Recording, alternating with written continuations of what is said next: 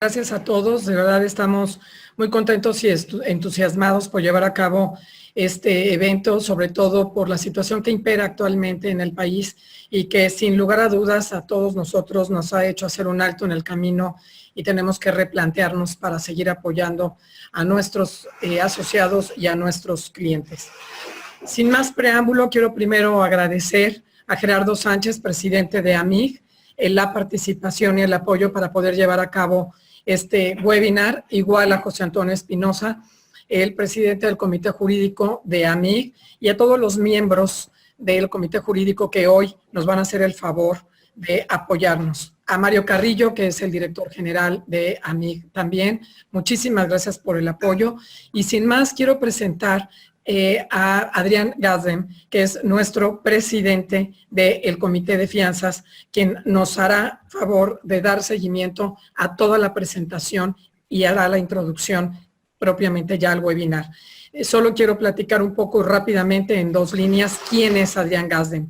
Es egresado de la Facultad de Economía y de Negocios de la Universidad Anáhuac de México y en septiembre de 2012 se integró al equipo de atención preuniversitaria de la Universidad de Anáhuac y en el 2016 fue nombrado director de atención preuniversitaria para los alumnos foráneos de dicha universidad. Dentro de los proyectos que desarrolló con el equipo durante su gestión como director, destacan la fundación de la Asociación de Estudiantes Foráneos Anáhuac Campus Sur, ADEFA, y la Ruta del Éxito, tal como también en la ADEFA a la obra. En 2018 forma Orange Group, un concepto de renovación y actualización de un despacho familiar junto con un equipo de alto nivel de profesionales con el objetivo de crear una empresa de líderes de gestión de riesgos, garantías y prevención.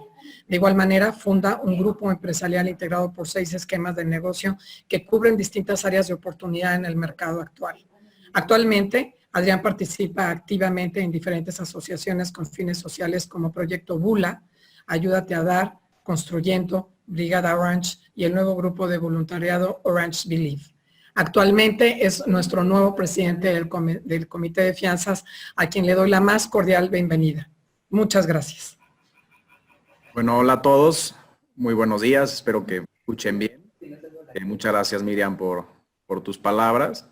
Pues, queridos miembros de la MASFAC y amigos, me da mucho gusto estar aquí y aprovechar este momento para presentarme y ponerme a sus órdenes.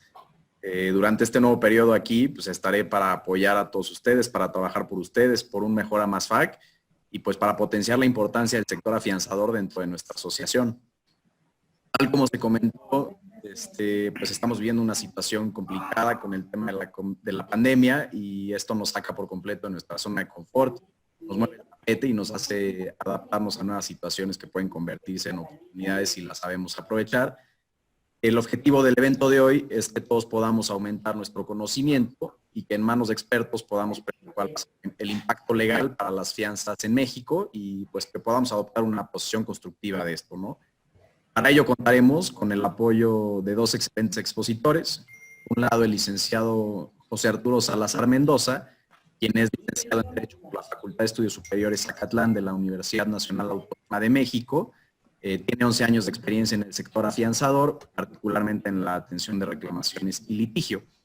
Actualmente se desempeña como director de siniestros de fianzas en Zurich, México, compañía a la que representa en el Comité Jurídico de la AMIG. También otro expositor será el licenciado Sergio Hernández Gómez, quien es licenciado en Derecho egresado de la Universidad de La Salle. Inició su desarrollo laboral en el 90 para el sector afianzador en Americana de Fianzas, desempeñándose como su gerente jurídico, y desde el 98 ingresó como gerente jurídico a Fianzas Atlas, empresa en la que ha podido ir ocupando los puestos de subdirector jurídico, y actualmente es director jurídico. Es dictaminador jurídico ante la Comisión Nacional de Seguros y Fianzas y miembro activo del Comité de lo Jurídico en AMIG.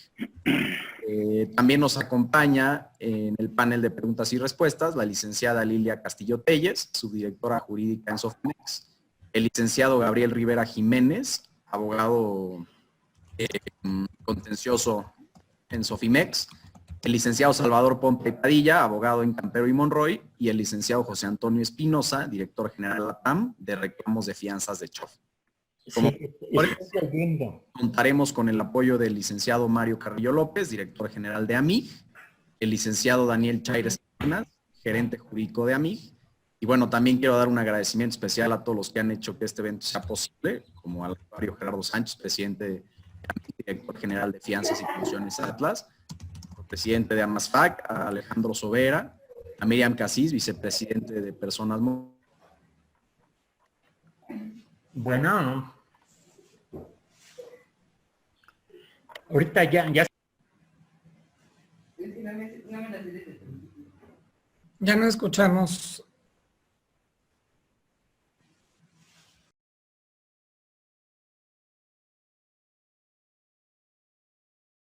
Se le fue su audio, licenciada. Si quiere, usted sigue. Seguimos.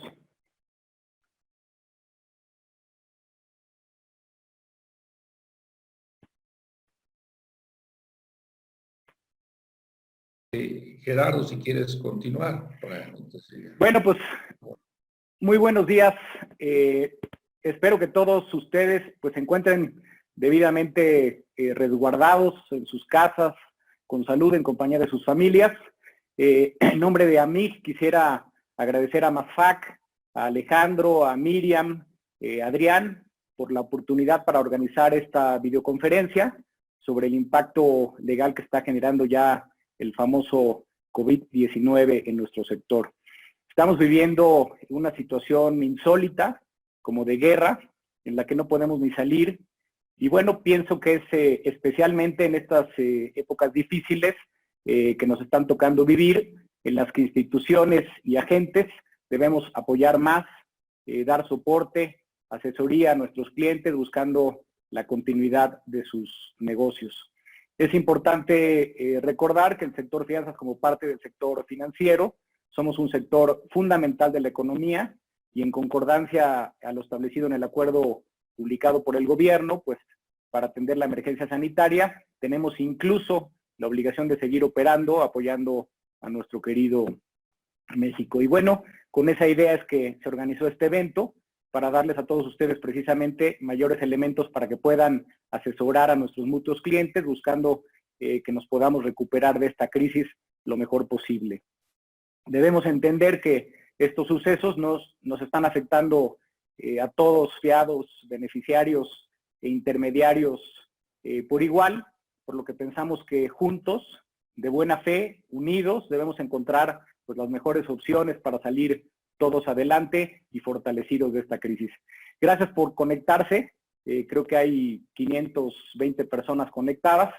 Y bueno, sin más, le pasaría la palabra al licenciado José Antonio Espinosa, que es el presidente del Comité Jurídico de la Asociación, quien junto con varios de los integrantes de su comité, que por cierto es un comité muy taquillero por lo que veo, y por supuesto con el licenciado Mario Carrillo, nuestro director general en AMIG, nos van a comentar a mayor profundidad de estos temas.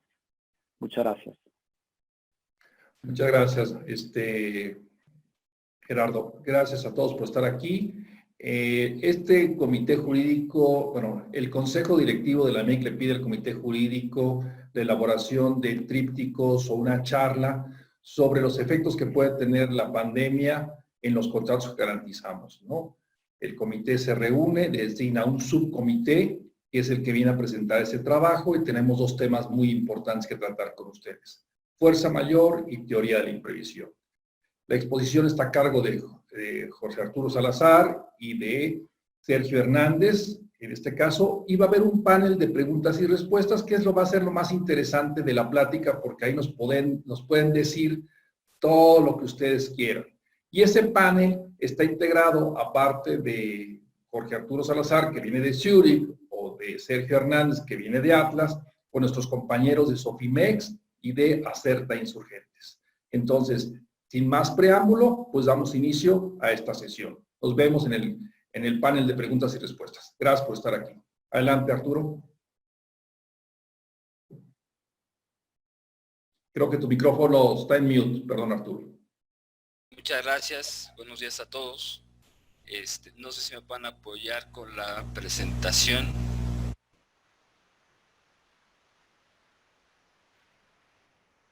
Bueno, como todos conocemos,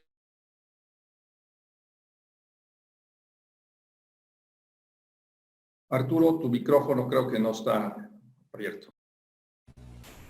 Bueno, ahí me escuchan. Yo creo que esa tampoco es la presentación, cuidado, nada más hay que ubicar.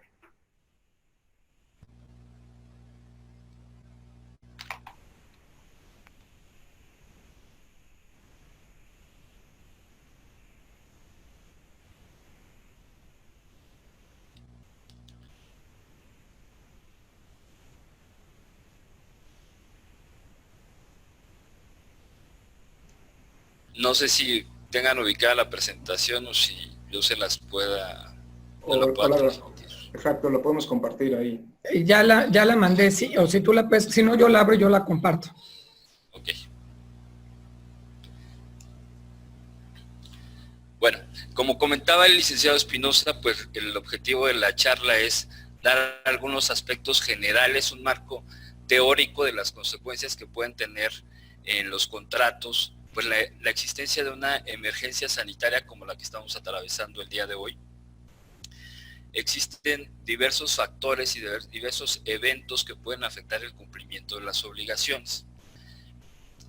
El objetivo de esta plática no es establecer normas generales o de aplicación para todos los contratos, porque eso sería imposible, sino dar un marco general de lo que podemos considerar atendiendo a las características de cada uno de nuestros contratos.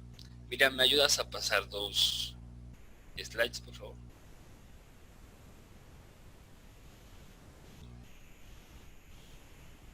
La siguiente. Bueno, como marco general sabemos que la ONU ya ha decretado la existencia de una pandemia por la enfermedad COVID-19. En México se empezaron a presentar los primeros casos a finales de febrero de este año y debido a la evolución en los contagios, el 30 de marzo el Consejo de Salubridad General publicó un acuerdo en el que declara la existencia de una emergencia sanitaria, por lo cual establece la aplicación de diversas acciones para tratar de mitigar el contagio de la enfermedad.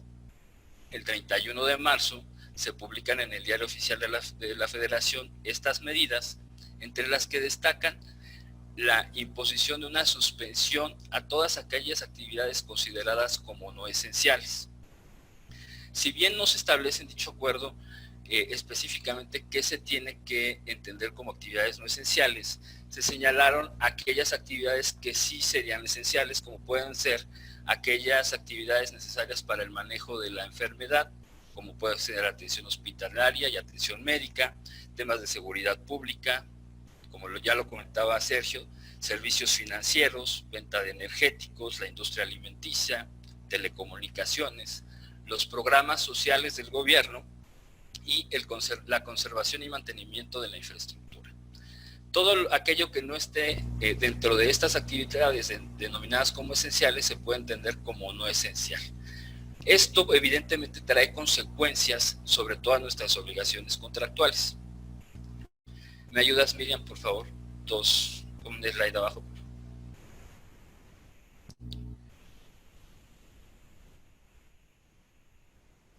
Bueno,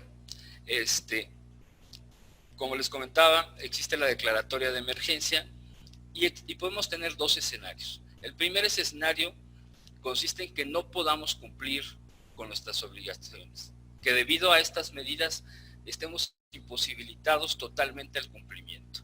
En este caso se pueden actualizar 2 figuras jurídicas, el caso fortuito o la fuerza mayor. Otra posibilidad es que, pudiendo cumplir con nuestras obligaciones, exista un desbalance en la carga obligacional del contrato, en cuyo caso, atendiendo a las características del mismo y a la legislación que le resulta aplicable, las partes pueden invocar la teoría de la imprevisión.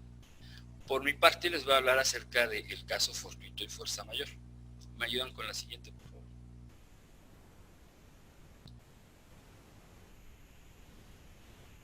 Creo que no se ve bien. Si quieres, yo la comparto.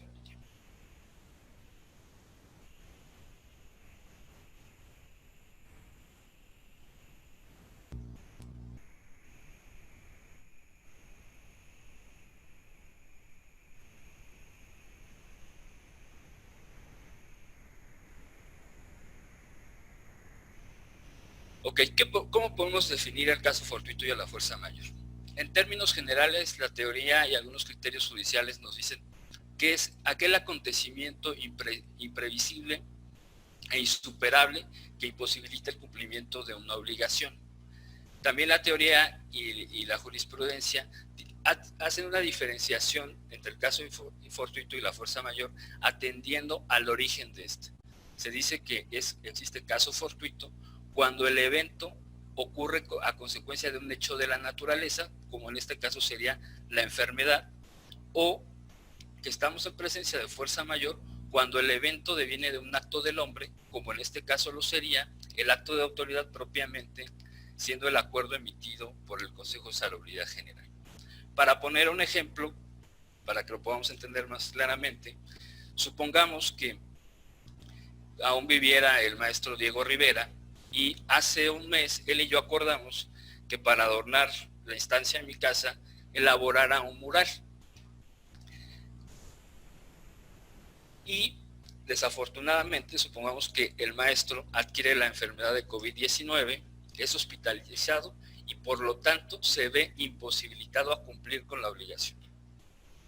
En este caso, evidentemente, al ser una enfermedad, estaríamos en presencia de un caso fortuito, porque el hecho viene de la naturaleza, es una enfermedad, lo que está imposibilitando el cumplimiento de la obligación. Tomemos el mismo caso. Contacto al maestro Diego Rivera y él se tiene que trasladar de la ciudad de Guanajuato al Estado de México para cumplir con su obligación.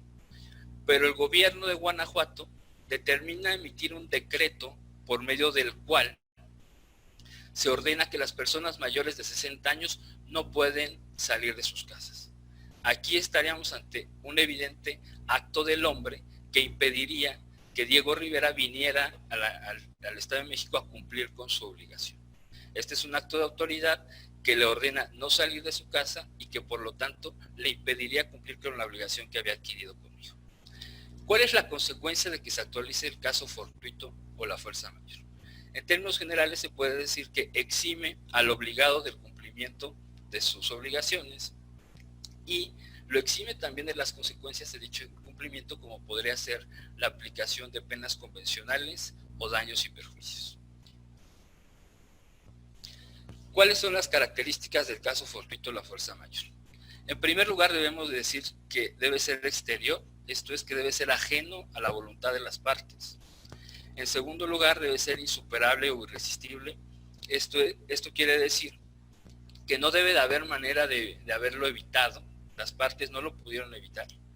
En tercer lugar, debemos decir que debe ser imprevisible antes de contratar. Esto es muy importante en este momento. ¿Por qué? Porque hace un mes yo no podía prever que iba a ocurrir esta eventualidad de que se determinara la suspensión de actividades no esenciales. Pero al día de hoy ya lo conozco. Entonces, tal vez hace un mes, si contraté hace un mes, podría el día de hoy invocar el caso fortuito y la fuerza mayor. Pero si la obligación la adquiero actualmente, ya que sé que esta contingencia existe, ya no se daría esta característica de la imprevisibilidad. Entonces debemos de ser muy cuidadosos con las obligaciones que estamos adquiriendo en este momento. Y por último, pero es muy importante, el evento debe de impedir de forma absoluta el cumplimiento de la obligación. No debe de dificultarla, no debe de hacerla más cara, debe de impedir el cumplimiento.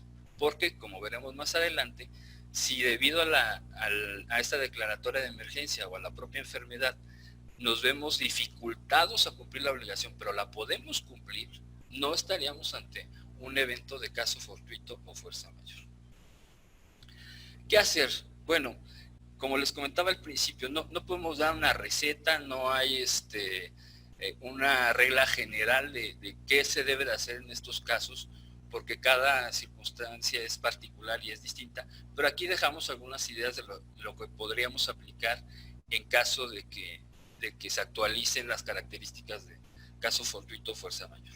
En primer lugar, podemos decir que debemos de identificar si en el contrato se pactó una cláusula de caso fortuito o fuerza mayor, qué alcances va a tener y qué acciones nos exige esa cláusula. En segundo lugar, evaluar si se actualizan las características de caso fortuito o fuerza mayor. Realmente verificar que el incumplimiento no haya sido previo al acontecimiento, porque en este caso, el caso fortuito y la fuerza mayor no sirven para remediar un incumplimiento que ya traíamos arrastrando. El incumplimiento se debe de haber verificado como consecuencia del evento de caso fortuito o fuerza mayor. Y por último, notificar al acreedor la existencia de supuesto de caso fortuito o fuerza mayor.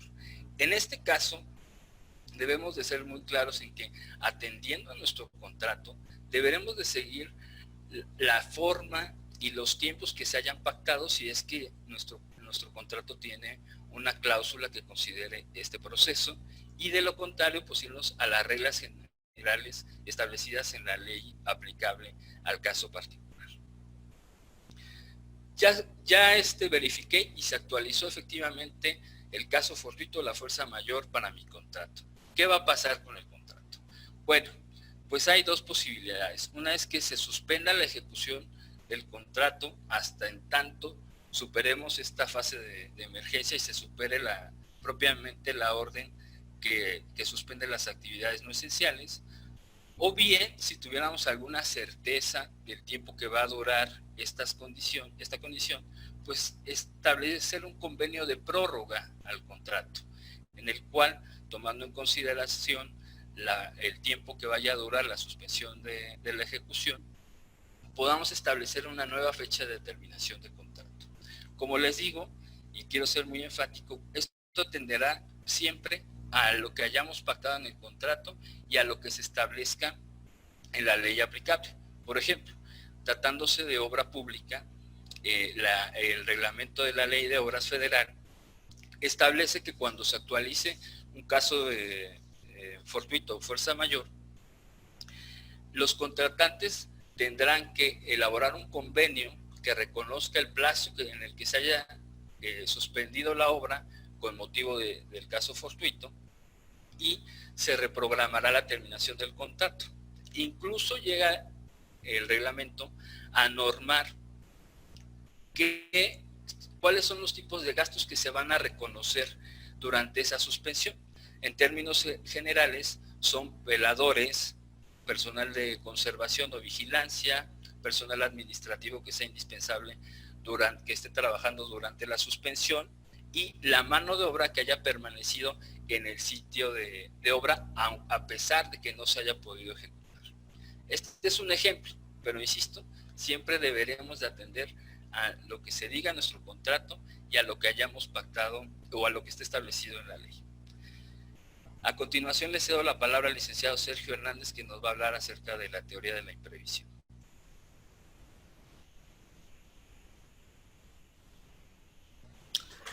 ¿Qué tal? Muy buenos días. Deseo que todos se encuentren bien, que sus familias se encuentren bien.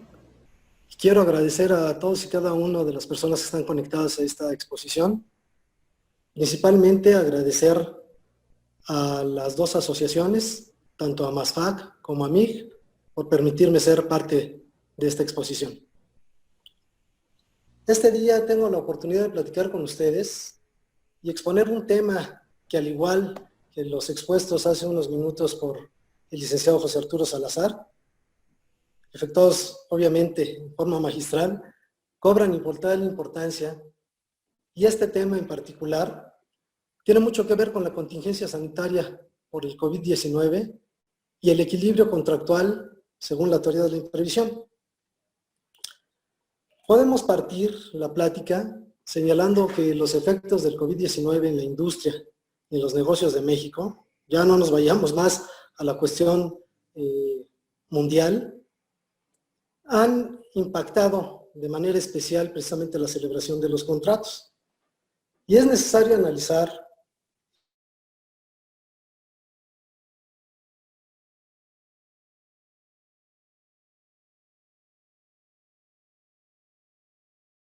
Sergio. de manera alternativas legales y disponibles para buscar el restablecimiento contractual. En virtud de lo anterior, fiados y beneficiarios pueden enfrentar desequilibrios financieros muy importantes en sus contrataciones, debido, entre muchos factores, a algunos que nosotros nos hemos permitido destacar, como pudieran ser el incremento de costos a insumos, precisamente por los procesos inflacionarios o las propias devaluaciones que se han estado precisando. Igual pudiera haberse impactado por los incrementos en mano de obra derivados de la escasez de productos o la falta precisamente de ese recurso humano. Y de igual manera pudiera haberse impactado con el cierre de las líneas crediticias. Hemos visto que no todas las instituciones que se están hoy en día afectas a poder apoyar mediante precisamente los préstamos a los que habitualmente están acostumbrados a efectuar, hoy en día son más quisquillosos y obviamente tienen la obligación de analizar con más detalle precisamente estas situaciones. Para hacer un enfoque global precisamente a la presentación de la teoría de la imprevisión, es importante mencionarles a ustedes que el 22 de enero del 2010 fue publicada en la Gaceta Oficial del Distrito Federal, hoy Ciudad de México, la reforma al Código Civil para el Distrito Federal que incorpora precisamente los conceptos de aplicación de lo que es la teoría de la imprevisión. De acuerdo con esta teoría, y en esencia, las partes que en ella intervienen, y que intervienen precisamente en contratos que son sujetos a plazo, o que están sujetos a condición, o de tracto sucesivo, tienen la oportunidad o el derecho de buscar recuperar el equilibrio contractual si durante la vigencia de los mismos llegaron a surgir acontecimientos extraordinarios de carácter nacional que no fuesen posibles de prever y que provoquen mayor onerosidad para el cumplimiento de las obligaciones a cargo de uno de los contratantes. Esta teoría busca evitar situaciones desproporcionadas en la contratación, como lo hemos venido manifestando, y el enriquecimiento inclusive de alguno de los contratantes en perjuicio o expensas del otro, fuera de lo que originalmente manejaron en el contrato inicial. Para ello, es importante precisar una pregunta, un cuestionamiento en relación a que cuál es el supuesto que permite invocar la protección jurídica contra la imprevisión. En la Ciudad de México y en algunos estados de la República, como lo son Aguascalientes, Coahuila, Chihuahua, el Estado de México, Guanajuato, Jalisco, Morelos, Quintana Roo, Sinaloa, Tamaulipas, incluso Veracruz, la teoría de la imprevisión se encuentra regulada en sus códigos civiles. No así en las codificaciones civiles de los demás estados de la República, ni en el Código Civil Federal, por lo que nos aventuramos a mencionar que, en mi opinión, no es aplicable a actos de comercio conforme a lo que dispone para esos efectos el artículo 2 del propio Código de Comercio. ¿Por qué? Porque este código en particular establece en ese artículo que de no encontrarse una disposición reglamentaria específica dentro del Código de Comercio, pudiera hacerse uso de manera supletoria en las disposiciones civiles federales. Y obviamente si en la disposición civil federal, el Código Civil Federal no aparece vislumbrado esta oportunidad, pues por naturaleza no tiene aplicación supletoria en el Código de Comercio. Pues como lo hemos venido mencionando, en base a lo anterior, la parte afectada por un acontecimiento que habíamos visto, que tiene que ser extraordinario e imprevisible, y que ha generado precisamente una carga desproporcionada en la contratación, esta parte que está siendo afectada tiene derecho precisamente a pedir a su contraparte la modificación del contrato. Esto encuentra regulación especial en lo que disponen diversos artículos del Código Civil para el Distrito Federal o Ciudad de México, particularmente el 1796, el 1796 bis y el 1796 ter.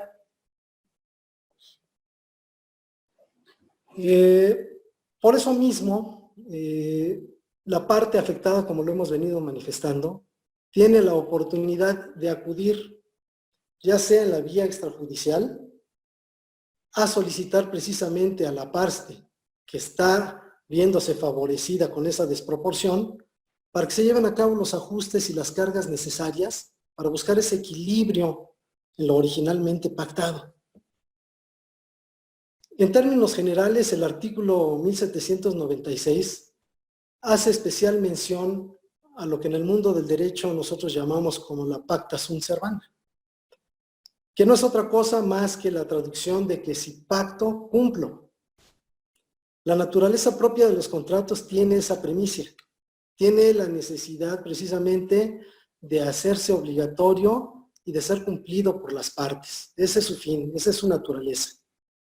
Sin embargo, podemos ver que este propio artículo, en alguno de sus párrafos, considera que salvo aquellos contratos sujetos a plazo, condición o de tracto sucesivo, surjan en el intervalo acontecimientos extraordinarios de carácter nacional, como lo habíamos mencionado, que no fuesen posibles de prever y que generen que las obligaciones de una de las partes sean más onerosas, dicha parte podrá intentar la acción tendiente a recuperar el equilibrio entre las obligaciones, precisamente conforme al procedimiento que establece el artículo 1796 bis.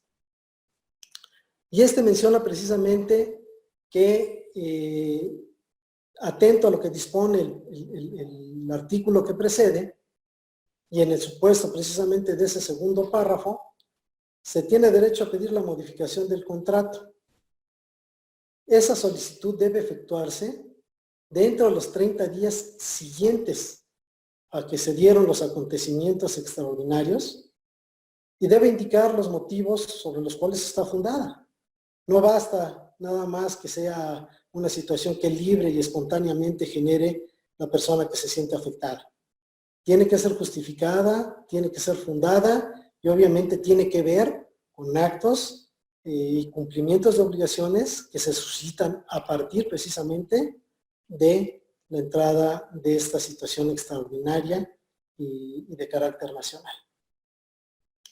Este artículo 1796 bis menciona precisamente que esta persona facultada presentada precisamente su solicitud de ajuste a su contrato debe ser resuelta por la parte que está recibiendo esa solicitud dentro de los 30 días siguientes. Entonces, si en esos 30 días tienen la conciliación y pueden llevarlo a cabo de manera extrajudicial, modificando precisamente las condiciones del contrato para buscar ese equilibrio y quitar la onerosidad excesiva que está regulándolo, en ese momento, pues, las obligaciones vuelven a tener ese objeto, ese fin primordial de poderse cumplir. De lo contrario, y de no recibir respuesta, esta persona afectada tiene también la facultad de acudir directamente con el juez para que éste sea quien resuelva dicha acción, y también tiene un término de 30 días. Esto debe de ser presentado también 30 días posteriores a los 30 días anteriores que se tenían para resolver la controversia, llamémosle, en el ámbito de lo extrajudicial. Dicha acción, obviamente, debe ser resuelta por el propio juez y este tiene prácticamente dos opciones sustanciales para poderlo dirimir. Uno, vendría siendo la modificación de esas obligaciones con el objeto de restablecer precisamente el equilibrio original del contrato, según como él lo determine, o bien optar por la resolución del contrato, que no es otra cosa más que la rescisión del contrato, en los términos que prevé precisamente el artículo que a continuación les voy a mencionar.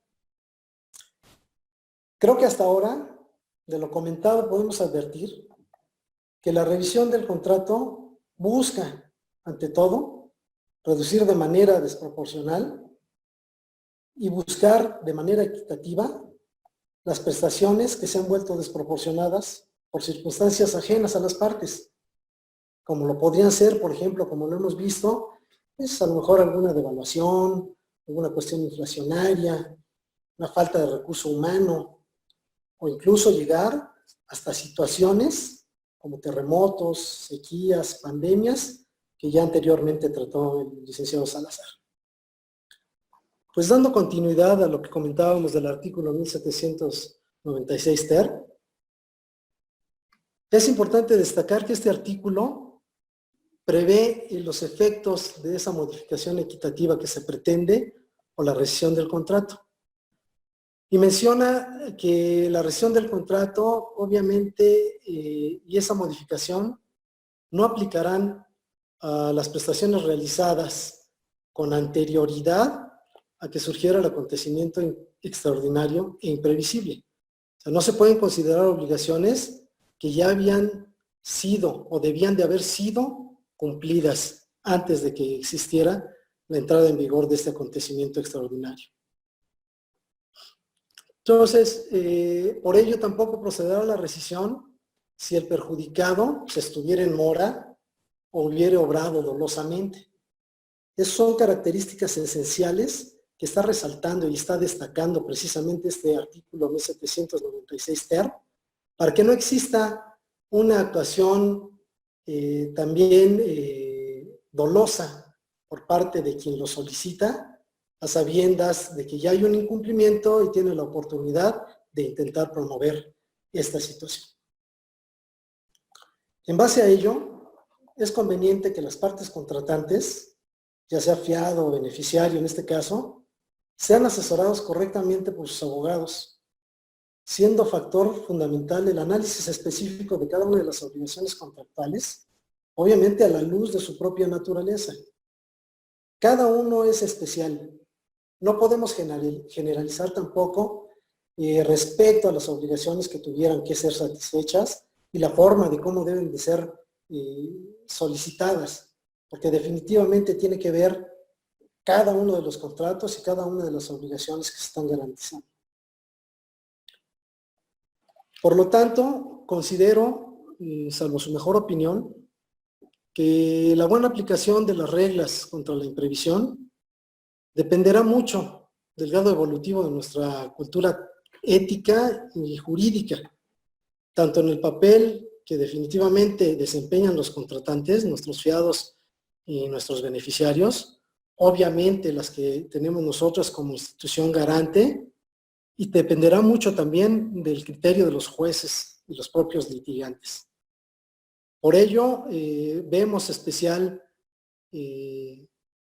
oportunidad de que en el sector, y obviamente todas las personas involucradas en contrataciones, tuvieran la oportunidad de revisar sus contratos, porque difícilmente consideramos que puedan estar incorporadas a ellos estas cuestiones de la teoría de la previsión. Muchos de ellos sí consideran aspectos de la fuerza mayor o el caso fortuito, y obviamente tienen regulaciones y sanciones especiales. Difícilmente se puede hacer, o lo hemos visto en algunos de los contratos, haciendo valer precisamente esta implementación de la teoría de la imprevisión. ¿Por qué? Por lo novedoso, por lo reciente.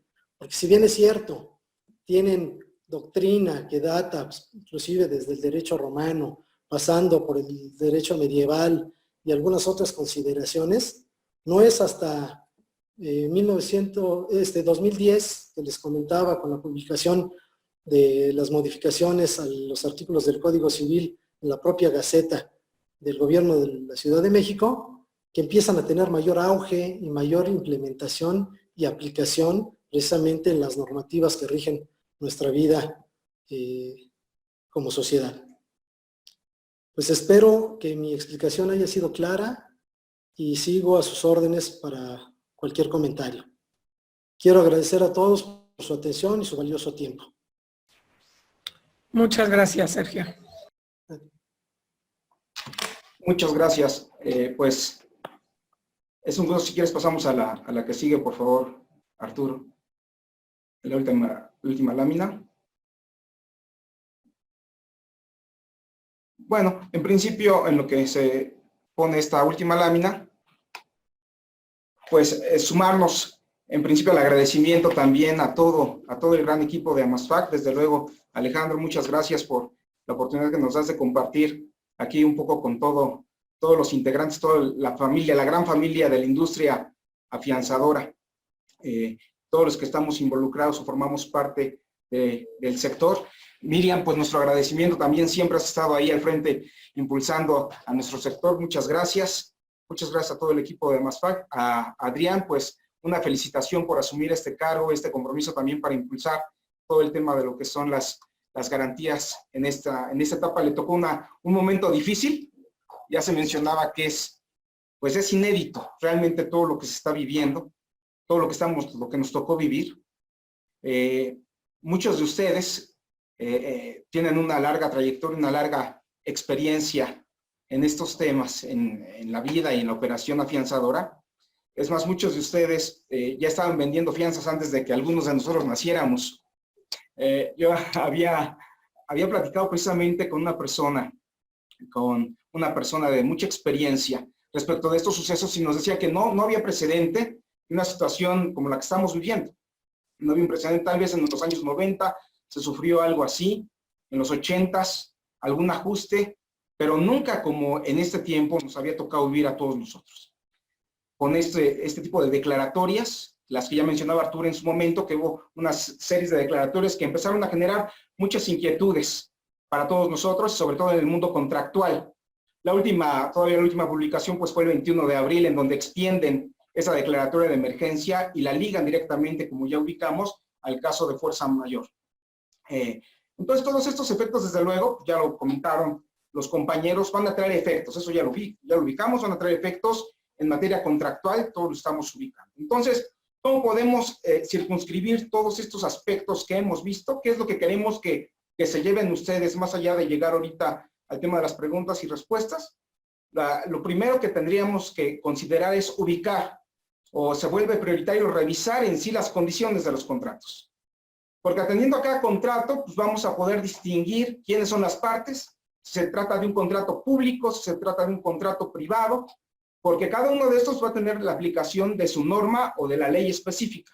Si estamos hablando que son contratos en donde está metida la administración pública, pues tendremos que atender a lo que prevé las leyes de obras y las leyes de adquisición, las leyes federales. Si se tratan de contratos públicos, privados, pues entonces tendremos que atender al fuero común. Entonces ahí tendremos que valorar entre una y otra quiénes son las partes y ver los principios que aplican. Ahí, hablando de contratos de obra pública, desde luego ya se prevén aspectos que pueden permitirte una prórroga de X o Y porcentajes. Entonces hay que valorar, en principio, cuáles las obligaciones garantizadas, también el tipo de obligación que está contenida en el contrato. Por eso decíamos que no hay una regla general de estos conceptos. Ya vimos que va a haber afectaciones, desde luego, ya quedó claro, va a haber impactos en materia de cumplimientos, pero no hay una regla general hablando de las posibles exclusiones de responsabilidad, que también este panel está para que ustedes ubiquen que sí existen. O sea, sí existen elementos que pueden intervenir para efecto de generar una exención de responsabilidad a cargo del fiado. Entonces tendríamos que ubicar cuál es la que aplica. No hay una regla general. Y como bien decía Sergio, eso pues ahí lo teníamos, ahí en las leyes, ahí muchas cosas estaban en un abstracto, pero no se habían aterrizado realmente al caso concreto. Entonces va a ser importante ubicar el caso por caso, no todos son iguales. No es como, ahora decía un mandatario, pues creo que apenas en estas horas decía, bueno, todo se soluciona inyectándonos Lysol o tomando Lysol y ya matamos el coronavirus. No va por ahí, tendríamos que ubicar el caso particular.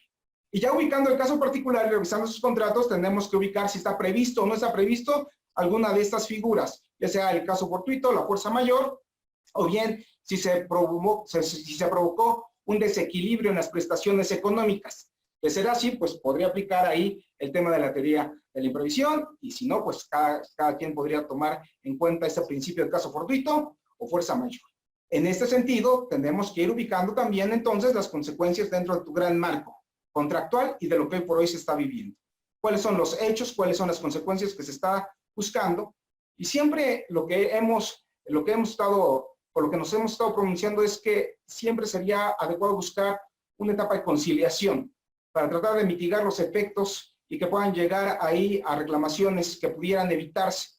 Buscar siempre un tema de conciliación. Yo creo que en este tiempo todos estamos en la mejor disposición para encontrar alternativas y evitar en la medida de lo posible que una de las partes se haga perjudicada.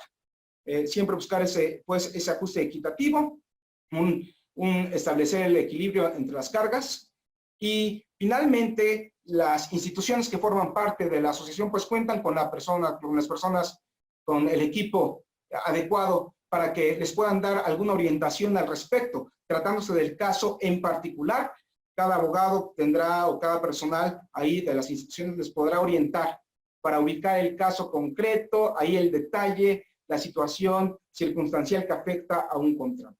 Y nosotros desde luego también estamos aquí dispuestos para apoyarlos, para tratar de dirimir alguna situación, cualquier inquietud que pudiera darse al respecto. La cuestión es salir, ya estamos, Dios mediante, saliendo, bueno, ya a la mitad de esta etapa, ya para buscar una próxima solución más adelante. Y bueno, el objetivo aquí era hacer estos planteamientos, llegamos ya a conclusiones y viene la parte final de esta plática que precisamente consiste en un tiempo de preguntas y respuestas que ya adelantaba el licenciado José Antonio Espinosa para que ubiquemos algunas inquietudes que se han dado en el foro. Desafortunadamente, por razón de tiempo, no vamos a poder dar desahogo a varias, pero para cualquier situación, desde luego, está el conducto de AMASFAC, para que a través de ellos nos puedan hacer llegar las preguntas que no se pudieran llegar a contestar en estos momentos, y con mucho gusto ellos los canalizarían, o las canalizaríamos para tratar de dar respuesta de la manera mejor posible. Y entonces, si les parece, pues abrimos desde luego este panel, y ya tenemos aquí algunas preguntas que nos han estado llegando. Si ustedes gustan, pueden hacérnoslas llegar. Ahí tienen la herramienta adecuada para que ustedes les hagan llegar a través de este medio y aquí las vamos coordinando con mucho gusto. En el panel, pues ya habíamos anunciado, pues va a estar el licenciado Salvador Pompa apoyándonos, van a estar los expositores, desde luego Sergio Hernández, va a estar José Antonio Espinosa, ahí también apoyándonos, y bueno, teníamos previstos ahí, ustedes lo vieron en programa, a 2 abogados más, pero al parecer hubo problemas ahí de comunicación con ellos. Pero bueno, vamos a darle salida a esto si no tienen inconveniente. Si quieres, me puedo permitir dar contestación a la primera pregunta que nos hace José Ramón Gutiérrez, aquí en el chat. La pregunta dice, si el plazo para presentar la imprevisión es 30 días a partir de que se presentó el evento, en este caso interpreto se declaró la pandemia por el gobierno, entonces ya estaríamos en todos los casos extemporáneos. ¿Por qué hace más de un mes de eso? ¿Por qué hace más de un mes de esto? Ok, miren, hay muchas teorías de a partir de cuándo debemos de empezar a tomar este evento extraordinario. Desde mi punto de vista, el evento extraordinario que puede dar origen a solicitar el ajuste en las contraprestaciones de los contratos conmutativos, los contratos tienen doble prestación, es la declaratoria del paro, ¿no? Donde el gobierno hace diferencias entre actividades esenciales y no esenciales, ¿no? Y a las actividades no esenciales solicita que se manden a los trabajadores a sus casas, ¿no? Este decreto, si mal no recuerdo, Mario, es del 30 de marzo, del 31 de marzo de este año, ¿no? Y después ya vienen las reglamentaciones locales que cada una se da en las diferentes fechas. Entonces, a partir de esta fecha, es que deben de solicitarle a la contraparte y fundar, en todo caso, la solicitud para ajuste de estas prestaciones. Como bien dice José Ramón, pues el plazo no se ha vencido, está por vencerse en los próximos 6 días, ¿no? O sea, se vencería el 30 de abril. Entonces, sí es importante que se haga esta notificación. Gerardo Miguel preguntaba, ¿cómo se puede hacer esta notificación? Otra pregunta que escuché por allí. Bueno, pues se debe hacer la notificación en términos que establece el contrato, ya sea por correo electrónico, ya sea por notario público, que los notarios públicos sí están trabajando porque es una actividad esencial, ya sea por otras causas, ¿no? Entonces, sí es importante que se notifique en tiempo y forma esto. ¿Qué pasa después? Pues se tiene 30 días para negociar, y si en 30 días para negociar no se llega a un acuerdo, existen otros 30 días posteriores para presentar la demanda. Esto nos iríamos, fecha límite para presentar la solicitud del equilibrio de las condiciones contractuales, 30 de abril. Es muy importante que lo consideren, que avisen a sus fiados y a sus beneficiarios que tienen hasta el 30 de abril, al menos en la Ciudad de México, para notificar esta solicitud para lograr el equilibrio en las relaciones contractuales. Después, 30 de mayo para poder negociar, y si no negocian al 30 de mayo, tienen al 29 de junio para poder presentar su demanda. Si los tribunales continúan cerrados, pues al día siguiente de que abren los tribunales. Muchas gracias, José Antonio. No sé si alguien del panel, Salvador, quisieras complementar algo al respecto.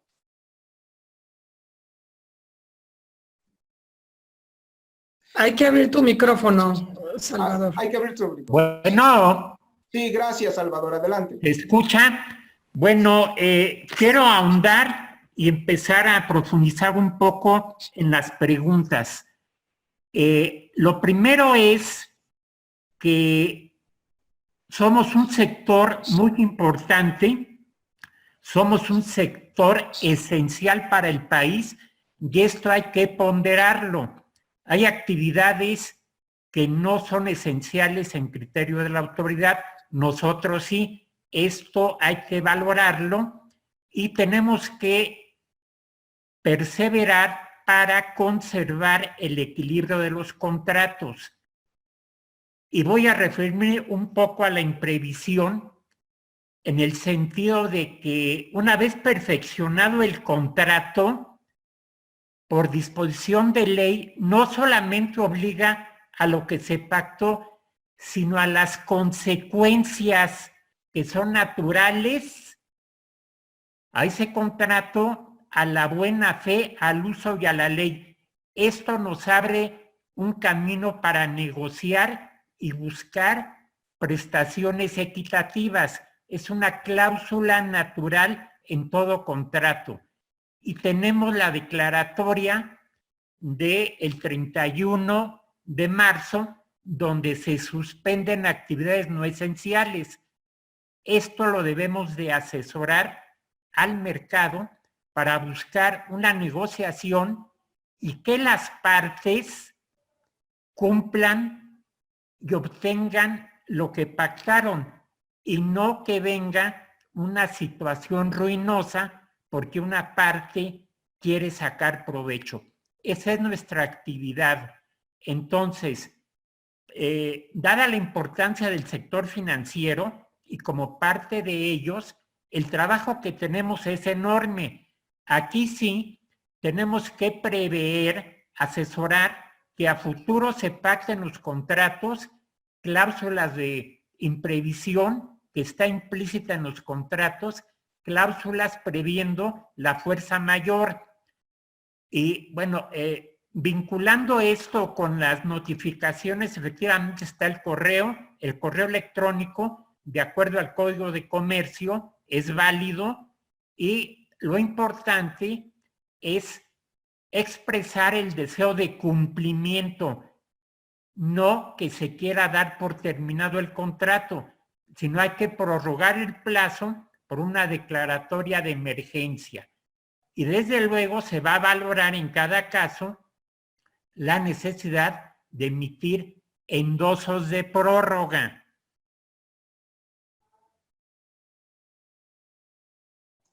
Perfecto. Muchas gracias, Salvador. Muchas gracias. Aquí tenemos otra pregunta y a ver, le voy a pedir a José Arturo si nos puede apoyar. Dice, ¿es necesario para el caso, tratándose del caso Fortito Fuerza Mayor, es necesario o indispensable que para que se pueda declarar este concepto se tengan que dar los 4 aspectos que lo incluyen? ¿Ves que hablábamos ahí de algunas hablabas de algunas características que tenían que cumplirse. ¿Tienen que darse las 4? ¿Bastará con alguna? Etcétera. Esta pregunta la hace Silvia Mireya. ¿Qué tal? Para Silvia, mira, esas 4 características las obtuve o las saqué de varios criterios judiciales que establecen que para que efectivamente se actualice el caso fortuito o fuerza mayor, necesariamente se deben de dar los 4 elementos. Si no existe alguno de ellos, no podría decirse que se está ante uno de los supuestos de caso fortuito o de fuerza mayor.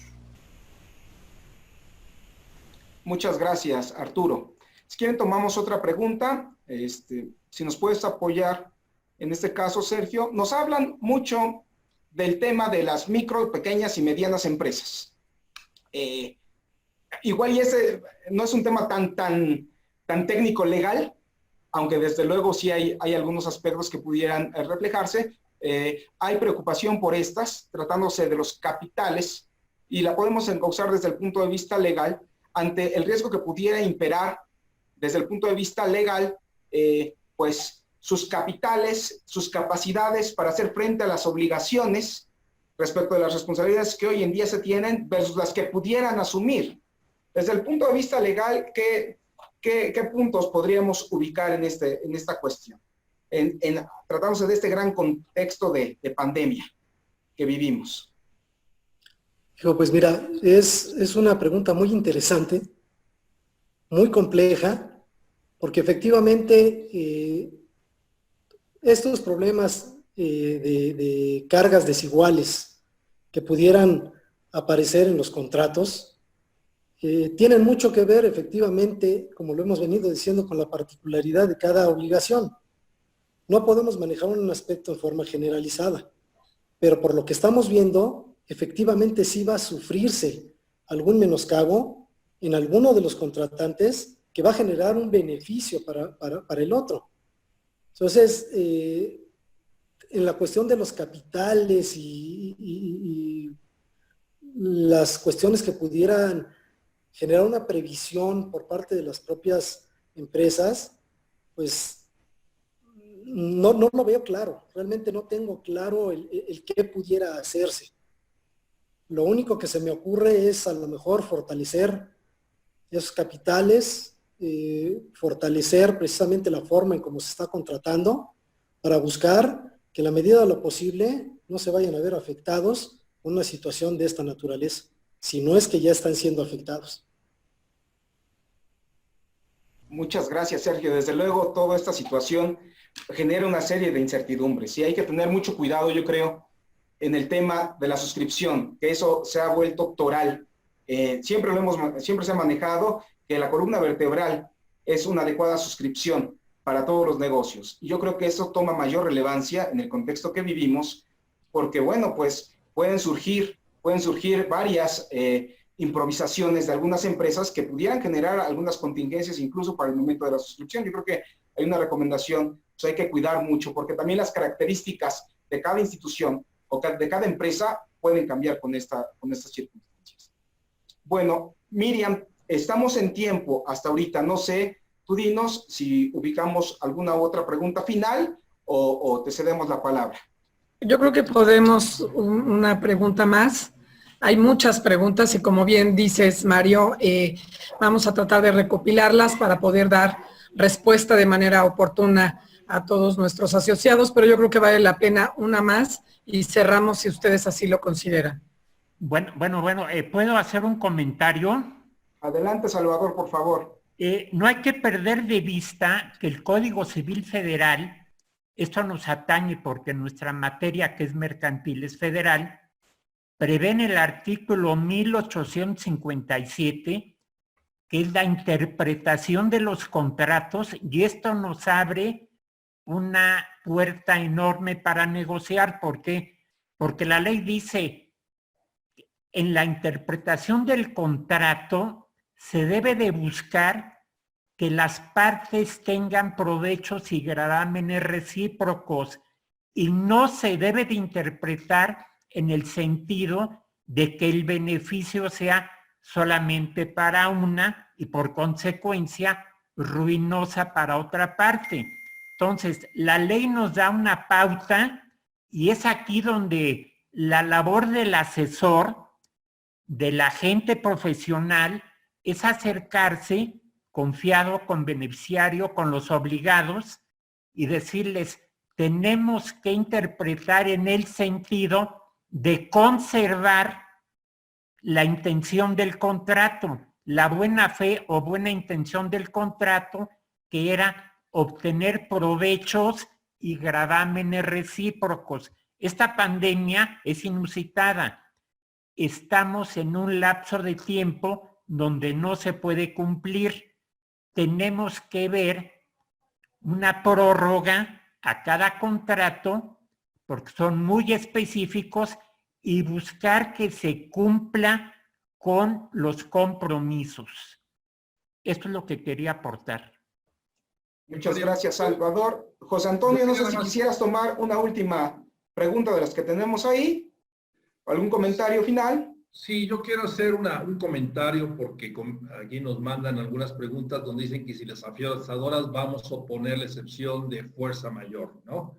Que si nosotros vamos a hacer la labor de abogados de los fiados para no pagar reclamaciones con base a la fuerza mayor. Yo lo que les puedo decir, señores, es que transmitan a sus clientes, que empiecen a contratar un abogado, que empiecen a ver los alcances que puede tener todo esto y no esperen que las afianzadoras hagamos este trabajo. Esto es bien importante dejarlo claro. O sea, cada afianzador va a tomar su propia decisión, si hace valer, si no hace valer. Yo lo que les puedo decir es que aconsejen a sus fiados que sus abogados revisen sus contratos, porque en muchos casos la fuerza mayor sí puede ser renunciable, ojo, y en muchos contratos puede estar establecido esta renuncia a la fuerza mayor. Entonces, si hay esta renuncia a la fuerza mayor, nadie la va a poder oponer. Entonces, sí transmitan, por favor, a su clientela, tanto fiados como beneficiarios, que vayan revisando sus propios contratos, que vayan viendo la forma en hacer estas notificaciones, si consideran que es un desequilibrio, que sí actuemos más que dejar que el problema pase a ser a un problema de la afianzadora, en un problema de fiados y beneficiarios. Esto es un problema de fiados y beneficiarios. La afianzadora es accesoria a esta relación y las afianzadoras estamos dispuestos a apoyar y a dar los endosos que sean necesarios para prorrogar. Yo estoy de acuerdo con lo que dice Salvador, que es mejor tener una buena conciliación en las partes. Pero si esta conciliación no se lleva a cabo, hay ciertos tiempos que son importantes que considerar, como el aviso de la notificación de la famosa teoría de la imprevisión, para lograr ese equilibrio entre los propios contratos que se nos vence la próxima semana en algunas ciudades, como es la Ciudad de México, ¿no? Entonces, es importante que asesoren a sus clientes, que revisen estas dos circunstancias de fuerza mayor previstas en sus contratos y teoría de previsión. Y que si no está previsto en la fuerza mayor en sus contratos, eso no significa una renuncia a ese derecho de poder aplazar los plazos en la terminación. Pero no tampoco significa el incumplir con una obligación. Es diferente aplazar el plazo de cumplimiento a incumplir con la obligación, es decir, yo ya no cumplí por un tema de fuerza mayor, no regreso a anticipos, no regreso a nada. Y tampoco no es correcto pensar que las afianzadoras vamos a oponernos a esta excepción directamente al pago. Dependerá, y esto es importante decirlo, cuál es la posición de cada afianzadora al momento en que se le presente esta reclamación. Pero este es un tema que en este momento queremos externárselos así como comité jurídico, que es de fiado y de beneficiario, para que así, por favor, lo comenten y lo comuniquen a sus propios clientes. Muchas gracias, José Antonio. Bueno, pues con esta participación estaríamos culminando entonces el panel de preguntas y respuestas. Una disculpa porque no pudimos atender todas, tratamos de resumir el mayor número de ellas, tratamos de ser muy claros y concretos en la mayoría de estos puntos, agradeciéndoles desde luego la atención que tuvieron a bien darnos. Y bueno, pues ahí están las recomendaciones. Todos estamos en este barco para salir adelante. Por nuestra parte, muchas gracias, Miris. Te paso los micrófonos. Muchísimas gracias, Marito. Muchas gracias a todos. Verdaderamente este es un tema que hoy tenemos que tener muchísimo cuidado, como bien lo acaban de ustedes de mencionar. Tenemos que ser sumamente cuidadosos, revisar de manera cabal y oportuna los contratos que tienen todos nuestros fiados y poderlos llevar de la mano y ayudarlos para que se den esos endosos modificatorios o esas prórrogas a las que hoy hemos estado comentando. Les agradezco muchísimo su participación, su entusiasmo. Estaremos de alguna manera recopilando todas las preguntas para poder dar respuesta a las mismas. Nos están pidiendo la presentación. Si ustedes así lo consideran, podríamos en su momento compartirlas para que los asociados tengan claro los pasos que deben de seguir. No me resta más que agradecerle y cederle la palabra a Alex para que nos dé ya la despedida. Y de nueva cuenta, todos estamos en este barco, todos sumamos para multiplicar. Muchas gracias y por favor, cuídense mucho. Muchas gracias, Miriam. Muchas gracias a todos los panelistas. De verdad que ha sido una exposición muy clara, muy oportuna y estoy seguro que de mucha utilidad para todos los que estamos aquí atendiendo para poder dar el mejor servicio a nuestros asegurados y fiados. Y no me resta más que agradecerles y por último, dentro de la plática escuchaba el tema de la actividad esencial que se ha determinado para algunos sectores y ha sido una de las preguntas recurrentes de nuestros asociados y quiero aclararles que ante la solicitud que hicimos a la Comisión Nacional de Seguros y Fianzas para que nos aclarara la posición en la que nos encontramos los agentes, hemos recibido el día de hoy una respuesta formal a nuestra solicitud donde nos aclara la comisión que efectivamente nuestra actividad de agente de seguros se considera esencial por formar parte de una actividad financiera. Entonces, este documento ya es un documento oficial, se los vamos a hacer llegar a todos para que puedan seguir operando con tranquilidad sabiendo que estamos todos dentro del marco de la ley y bueno, pues no me resta más que agradecer a todos su presencia, su tiempo y recordarles que en AMASFAC creamos valor y que AMASFAC es la asociación que representa a los agentes de seguros y fianzas, a todos los agentes. Muchísimas gracias por su tiempo y nos vemos pronto. Que estén muy bien. Muchas gracias. Gracias a todos. Gracias a todos.